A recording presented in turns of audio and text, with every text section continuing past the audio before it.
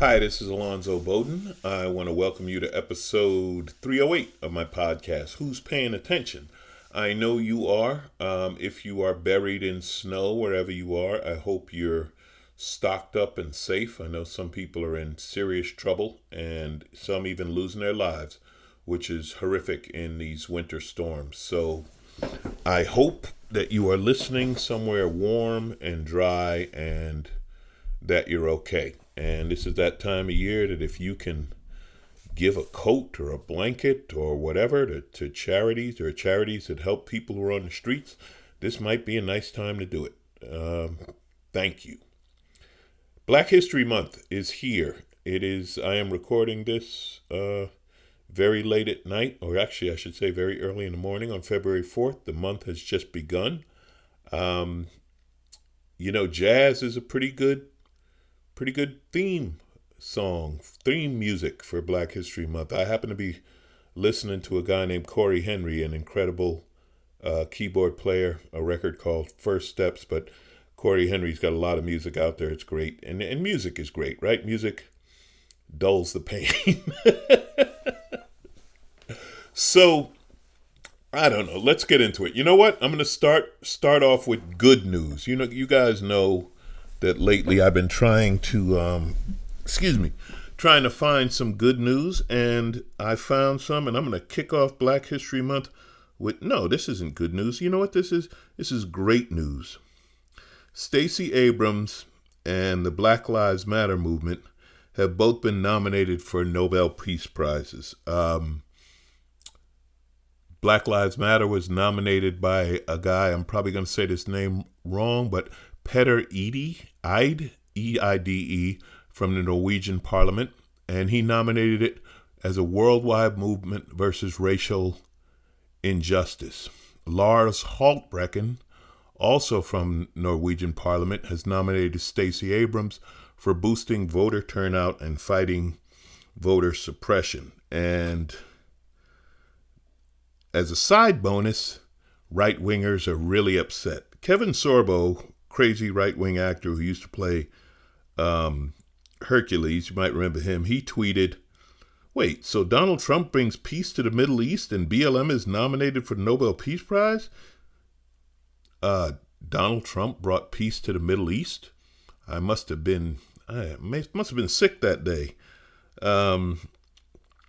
Of course, Tammy Loren is against it. Who the hell cares?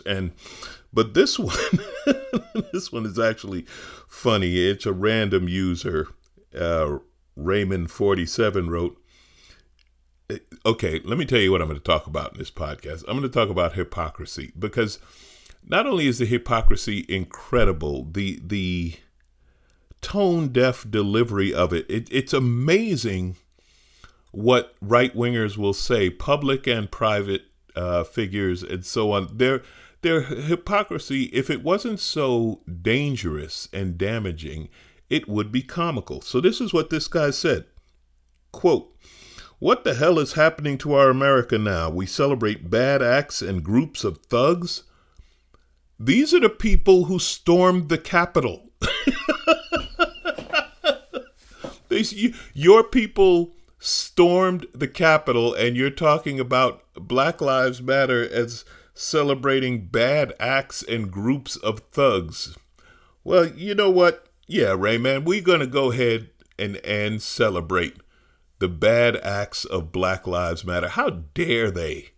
How dare they start a worldwide movement against racial injustice? You saw the protests last spring and summer worldwide. Hundreds of thousands of people in cities all over the world marching for racial. Yes. Yeah, we're going to go ahead and celebrate that, Raymond, but you just talk to Tammy and you'll be all right. And they're losing their voice. These crazy, angry right-wingers are losing their voice. Here are the numbers. Fox News is dropping, okay? For the last week, Rachel Maddow has beat Sean Hannity by 1 million viewers. Yeah, Hannity pulled in 2.7 million. Maddow had 3.7 million. They're kicking their ass. Lawrence O'Donnell is beating Laura Ingraham, and this is a big deal because Fox News for years, forever, had been the number one cable news channel. People were watching Fox News and believing their bullshit and their propaganda and all that. But something is happening. Something is happening. Truth, I dare say, I'm not going to say is winning. I'm going to say it's on the rise. Actual truth is on the rise. It's amazing what happens when you don't have a president attacking the media every day, calling news fake news, when you don't have a spokesperson for the White House claiming alternative facts. Look what's happening. I like it. I said this even after the election. It was amazing. Fox News, they're getting so desperate for ratings, they're telling the truth. It's amazing. Wow. I love that. Hypocrites, let's talk about our turtle. Mitch McConnell, and again, this is the kind of thing that I wish the media would directly confront these people on. Like when Ted Cruz is at the inauguration, I wish a reporter would be, why are you here when you claim this election was rigged or false or whatever you want to claim? And so why would you be at the inauguration?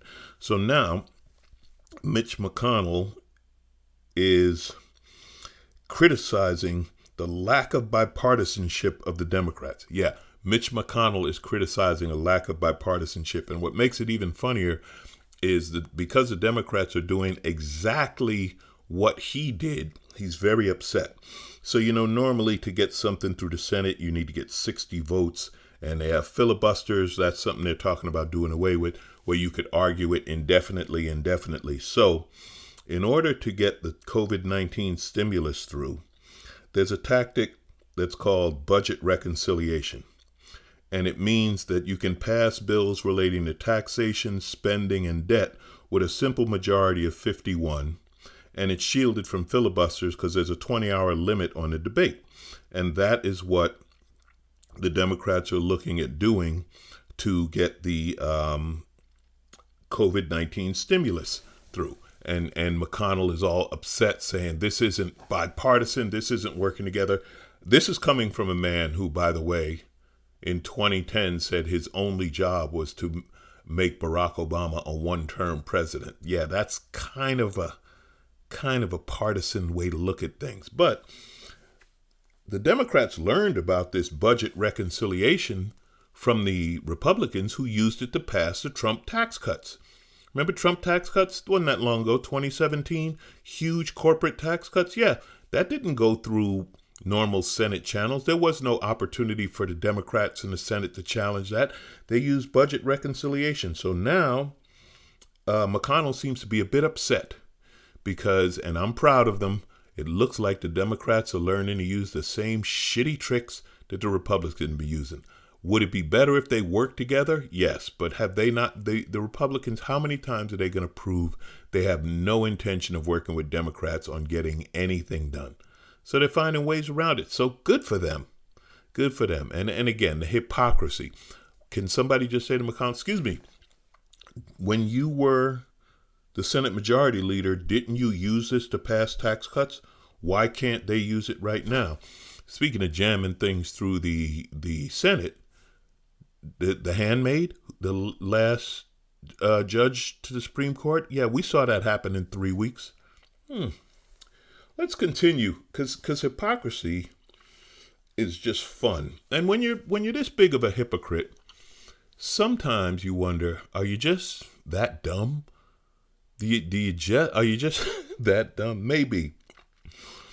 Lynn Wood, who is a lawyer and a big Trumper out there yelling about, voter fraud and the election was fraudulent. He may know something about voter fraud because it seems Mr. Wood lives in South Carolina and voted in Georgia. Yeah, he used to live in Georgia. He's been living in South Carolina for months. He claims South Carolina is his domicile, claims it's home, and voted in Georgia. And the Secretary of State of Georgia has a law that says if a person removes to another state with the intention of making it such person's resident, such person shall be considered to have lost such person's residence in this state. Now, you know how lawyers talk. They had to put such person in there 6 times. But basically what they're saying is if you move and say, hey, I got a new home, then they say, hey, you got a new home. And the man's a lawyer. So, of course, he can talk about voter fraud because he knows it. He's guilty of it. So, yeah, that's it.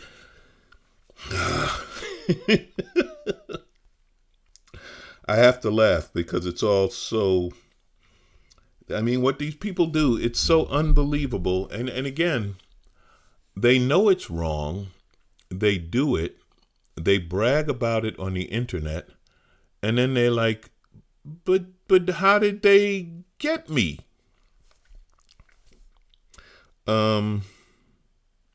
Stacy Griffith is a Soul Cycle instructor. You remember we were mad at Soul Cycle before for their CEO being a big-time Trumper and all of that when this all started. But she's one of their star instructors. She makes $800 a class. And last Friday, she got the Moderna vaccine for COVID by claiming she's an educator. Okay, first of all, teaching Soul Cycle does not make you an educator. She says, quote, I can teach Soul Cycle with a little more faith that we're all going to be okay. Well, isn't that nice? Of course, she's since deleted this Instagram post. Why do they? Again, they do it. I'm going to break the rules. I'm going to order the law. I'm going to go on social media. I'm going to tell everyone what I did. And it's like, oh, hey, wait, people realize what I did. And now they take it down. I will say it. I've said it before. I will say it again. The internet is forever. The internet is forever. When you hit delete, it doesn't delete it from the whole world forever. No, it's going to be there. So she, filled out the paperwork, went online, claimed she was an educator, blah, blah, blah, blah, blah. She had people who helped her. Of course, people helped her. Now, this is who's supposed to get the vaccine. Healthcare workers, grocery store staffers, residents over 65, and teachers, okay? That's who's supposed to get it. How do we know she's not a teacher? Remember I said she makes $800 per class? Teachers don't get paid $800 per class. Talk to a teacher. See if they get $800. Imagine if a teacher got $800 per class.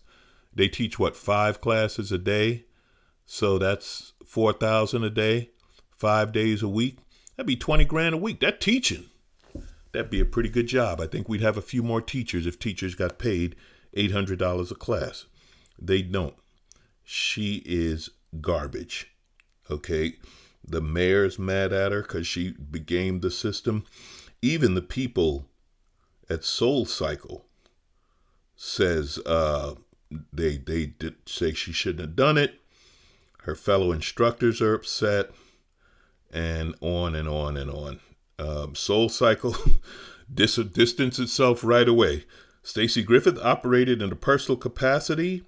Soul Cycle plays no role in organizing or obtaining vaccinations for instructors or other employees, nor do we encourage any of our Soul Cycle employees to seek vaccine priority as educators. They said that right after she did it. It's a damn shame. I mean, I laugh about it and I joke about it, but honestly, these people, their ignorance, their entitlement is disgusting. It's angering. It's an insult, and there's nothing you could do now. She's already got the shot, but here's another one. This one is hilarious. So Jenny Cudd, who's one of the rioters or insurgentists or terrorists or whatever you want to call it, that attacked the Capitol with her Trump flag on her back like it's her cape, suddenly has a change of mind. And she actually, of course, she got caught because her face is, spread all over social media bragging about it. And I love this. Again, the hypocrisy is staggering. Her attorneys said their client planned and prepaid for a weekend retreat with her employees in Mexico, and she would like to attend. So you're charged with this felony crime with it. But hey, Your Honor, I paid for a vacation in Mexico. Now, here's my first thing. Aren't they supposed to hate Mexico? Don't they hate Mexicans and want Mexican kids in cages and they're anti-immigrant? And where are you going on vacation? Oh, I'm headed down to Mexico. It's amazing. And let's see. So she hasn't got it. She did do a Facebook video where she bragged about they broke down Nancy Pelosi's door and, quote, "Fuck yes, I'm proud of my actions. I fucking charged the Capitol today with patriots." Yeah, that's what she said. But you prepaid a vacation. I don't even know. Listen. I'm going to talk a little more about these anti-vaxxers and all of that. But right now, I'm going to take a break. I want to tell you, this week's podcast is brought to you by BetterHelp. And BetterHelp.com is fantastic. See, it is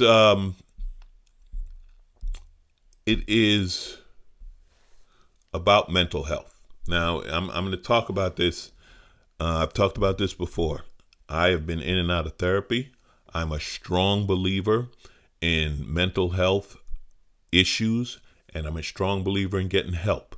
We are in our own way. Then I believe, and my personal experience, the biggest battle we have toward our success, toward our happiness, toward our growth, toward our moving forward, it's ourselves. No one has said no to me more than I have. I can't do this, I can't do that, and it's been frustrating. But here's a chance to get help. Go to betterhelp.com. Okay, you communicate with a therapist. This isn't some self-help. It's not a crisis line. It's professional counseling. You send a message to your counselor. You get a timely and thoughtful response. You can schedule it for weekly video or phone sessions. Okay, it's available worldwide, and there are licensed professional counselors. Listen to all of these categories: depression, stress, anxiety, relationships, sleeping, trauma, anger, family conflicts, LGBT matters, grief, self-esteem. It's confidential, it is professional, it is affordable. Okay, as a listener, you can get 10% off your first month. Visit our sponsor at betterhelp.com/Alonzo. Okay, BetterHelp, HELP.com/Alonzo. Do it. Reach out. Here's one of the things I've found in getting help. And I've been in recovery for over 30 years, et cetera, et cetera. I promise you this, you are not the only one. Whatever you're going through, you're not the only one. Reach out, get help, talk to somebody who's a professional, talk to someone who knows. BetterHelp.com, it is a beautiful thing. It is a beautiful thing. And mental health care is real. And of course, now still dealing with the pandemic and quarantines and unemployment and all the other things, it's even more important. Take care of yourself. You take care of yourself, then you can help other people. Okay? Do it. BetterHelp.com. HELP. Thank you. Getting back to the podcast. An anti-vax mob, and let's start calling these people what they are. They're a mob. It's not a protest. They shut down the vaccine line at Dodger Stadium. Dodger Stadium here in LA is one of the places people go to get a vaccine. Now, here's the thing. If you choose not to get the vaccine, that's fine. But who are you to stop other people? And make no mistake, these people are they're angry. They live in a fantasy world. There's no, I don't know. And I'll say this again. The police must be out of rubber bullets. It seems last summer they had a lot of rubber bullets. They just rubber bullets everywhere, and they seem to have run out. Do we need to start the GoFundMe? I don't know. I'm going to give you an idea. This was a post that I read about. I'm going to go through it quick. I'm not going to read the whole thing, but this is what we're dealing with these anti-vaxxers. Okay, and I talked to a friend of mine who's a scientist with the Red Cross, and I was like, good luck, because this is what science is up against. This is what was posted. Quote, I have heard 3 accounts now on the radio that healers cannot reach those who have had the vaccine. These are world-renowned healers with decades of experience, and what they're saying is when they try to heal these people, they can't get through to the bodies. This was another person posted in reply. It's been widely said that this vaccine removes the God gene or the human factor soul of a person taking it. And finally, the next one, the shot changes your DNA. It goes from human to transhuman. Basically, it's like having robot blood. It'll be programmable. Yeah, of course. That's exactly what's going to happen. We're getting robot blood, and we're going to be programmable. Look, if you don't want the vaccine, fine. That's more for the rest of us. Get the hell out of the way. But who are you to cause them to close Dodger Stadium? Just because these clowns are standing out there. You should see some of the signs. Moderna is not a vaccine. It's a gene therapy. COVID is a scam. Yeah, they're still saying at 400,000 people dead, they're still saying it's not real. You want more? You want more? We want to know who you're up against on these anti-vaxxers? Remember this guy in Wisconsin, the pharmacist?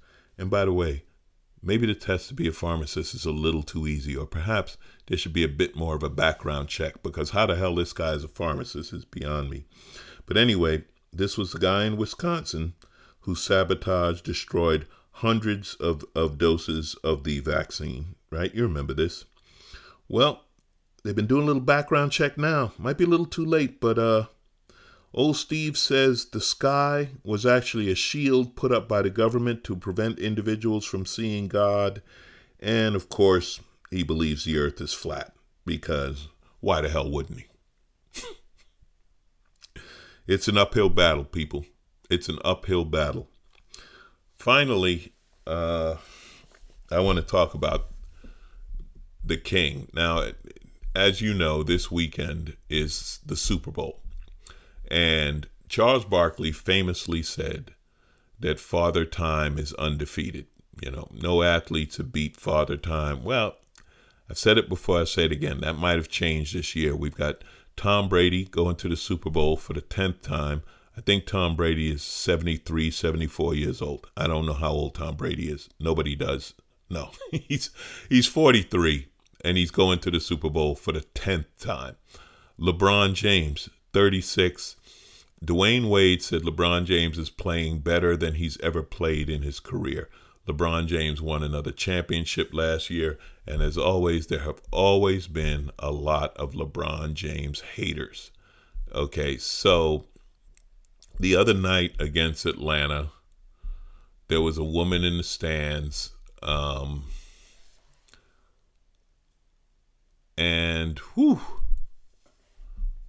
so this woman who got kicked out of the game, her husband started yelling at LeBron. LeBron responded. Then she started yelling, quote, "Fuck you, LeBron, you're a fucking pussy." And she told LeBron she was going to fuck him up for staring down her husband. Excuse me, I have courtside seats that I pay for. Fuck you, LeBron, you're a fucking pussy, etc., etc. Then, of course, and LeBron, he said, look, 2 men were going at it, and he said one of them had alcohol, meaning the fan was drunk, and this and that. But now, of course, the next day, Karen has her apology.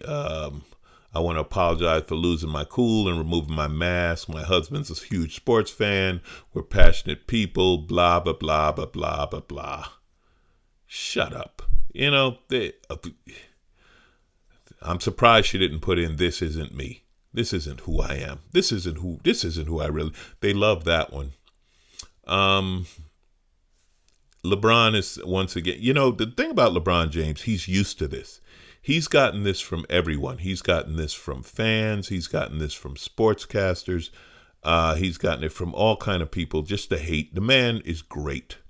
And not only is he great for playing basketball, he speaks out on social issues. He opened a school. He's given tons of money. They hated him for making the decision when he did that show umpteen years ago to decide to go to Miami. He gave the $3 million they paid him to the Boys and Girls Clubs. The man has class and talent, and he's only getting better. So here's the thing. If you are a fan from another team, don't poke the bear, okay? Don't poke the bear. One of the executives from the Cleveland Cavaliers gave LeBron a dirty look. LeBron proceeded to score 26 points in the fourth quarter. This woman yelling shit at LeBron.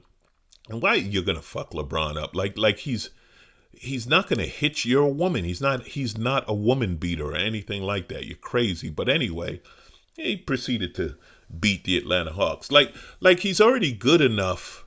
You don't have to give him more reason to beat your team. Okay?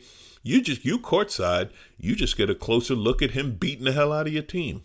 So once again, I said it before, I say it again. Kudos to LeBron James. Amazing. Amazing. Not just a basketball player, but as a man. Tom Brady, and I've told you before, I'm genetically opposed to liking any athlete out of Boston. But you got to respect what the man has done. You got to respect it. 10th Super Bowl. This is amazing. He's been counted out numerous times, and he just comes back and wins again. So Sir Charles, perhaps Father Time, is going to take a beating. I'm doing it live this weekend. I'm going to Tempe, Arizona, to do the Tempe Improv. For a long time, that was my favorite club on earth. So I hope to recreate that magic and get the vibe. It's going to be safe. We're going to be wearing masks, and the tables are distanced, capacity's cut. Yeah, it's Arizona, and there's a lot of crazy in Arizona. But hey, Arizona done turned blue. Arizona's blue. I like saying that. Arizona's blue. Stay safe. Stay smart. Stay warm. Stay dry. If you don't want the vaccine, you don't need the vaccine. Don't get in the way. Hey, it's another question about the anti-vaxxers. What about dogs? How come nobody's ever at the vet saying, your dog better not get its shots? Just saying, we never see that. That's becoming more personal because I'm pretty close to getting a puppy myself, which I'm looking forward to. And I'll talk to you about it as soon as it happens. But anyway, I love you guys. Who's paying attention? As always, you are. BetterHelp.com/Alonzo, 10% off. If you're having some issues, talk to somebody. Go to the website. Talk to a therapist, one-on-one, confidential. They will help you. It's real. Oh, and I meant to talk about this, and I'll talk about it really quick.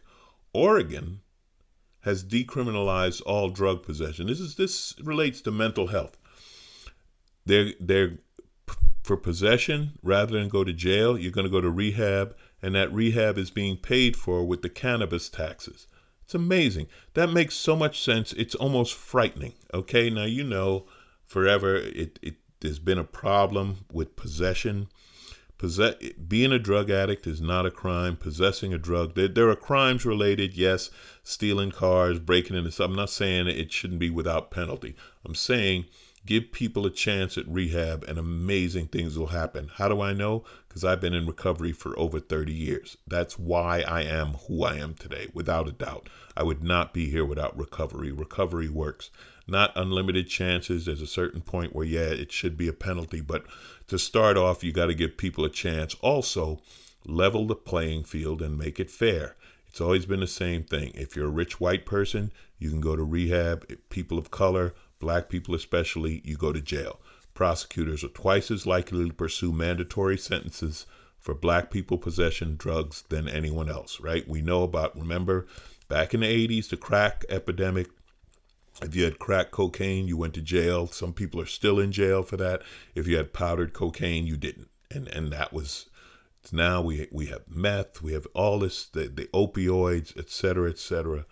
The idea of decriminalizing possession and instead sending people to rehab and paying for it with the tax for marijuana is absolutely brilliant. So Oregon, you're the experiment, and I'm hoping the experiment works. Take care of yourselves, people. I'll talk to you next week. Who's paying attention? As always, you are, and I appreciate it.